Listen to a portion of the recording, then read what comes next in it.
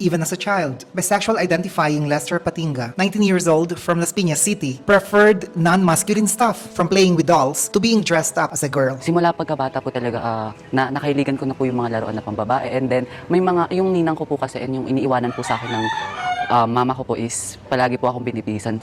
Then doon ko na napagtanto po na ganito po yung sexuality ko po. One of 4 kids, Lester said they are complete in the family, Soji SC Wise. Also, he has relatives who are LGBTQIA+, so that coming out was easy. Una is yung panganay girl and yung lalaki po is boy.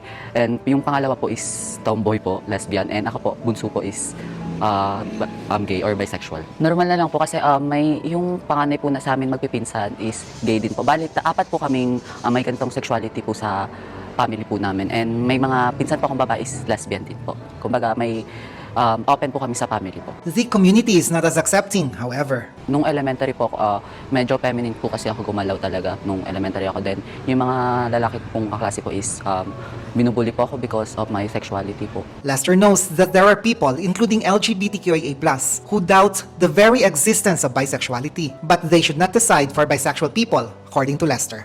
Huwag po natin pangunahan kung ano yung sexualidad ng isang tao dahil una po sa lahat, hindi naman din po namin pinakailaman kung ano yung pinili nyong sexualidad sa sarili nyo. Pare-pareho lang naman po tayo na sa isang komunidad, kaya dapat lamang po na tayo lang ang tumanggap sa atin sa isa't isa.